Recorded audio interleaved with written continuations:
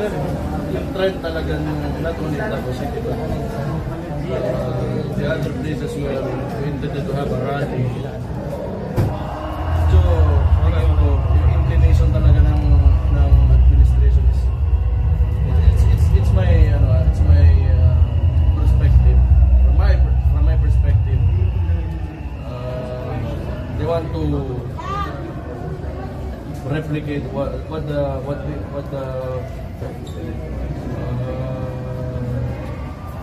Ferdinand Marcos Sr. did. They want to maybe kasi masyadong excessive talaga yung nangyari doon sa Pastor Tipo dahil sa property niya. Tatlong region, tatlong region ng police team, Davao City. Exaggerated talaga. Exaggerated. I think it was meant to intimidate and show that and they can do things the way they want.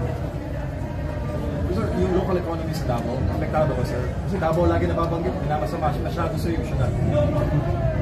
Well, what can you do? Because there is a lot of disinformation in social media nowadays. No one really knows what is true, what is not true. So it's really up to the best person to ask these kinds of questions are the Davaoeños themselves. How they feel towards their city.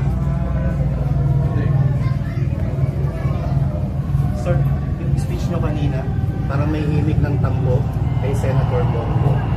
Yes, totoo naman yun. Because like ikaw, if you're an elected official, you're supposed to voice out what the people yung need and want, and he is in a high position.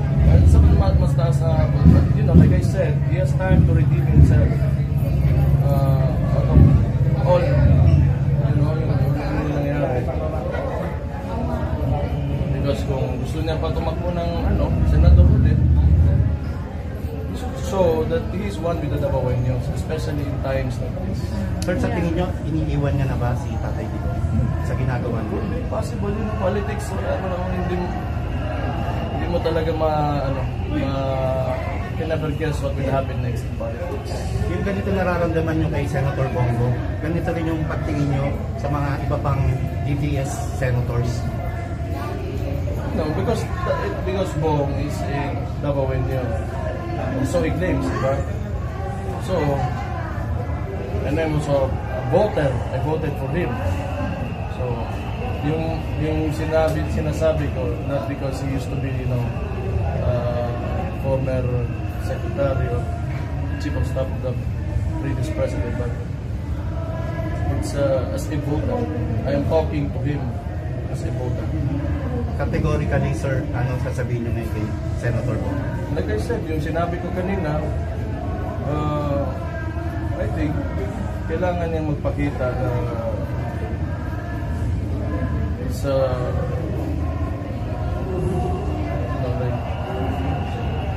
he should speak up to what's happening in the house. Last question, sir. Sa tingin nyo, nakain na rin ng bulok na sistema si Senator Bongo? We cannot conclude. Hindi naman natin alam because maybe, like nilalaro niya lang, maybe he's afraid of something. Hindi natin masasabi. But like I said, he has time to redeem. He can do something. Just do something. Say anything. You make a statement. Gawin mo. Kailangan, you have to stand up for what's happening to Davao, what's happening to your kasama niya sa trabaho, which is the former president. All of this is happening to them. He's in one of the highest positions in the nation. Kung ano yung lumalabas sa bibig niya will be of significance to the current situation. Mayor VP, VP. Happy or sad, it's just maybe technically the unity was used as a vessel during the elections. It was never really intended, maybe, because even the president does not mention it right nowadays. So I do not know. It's a political tool. Sir, suspended ka as mayor? I do not know. It doesn't bother me. Yun.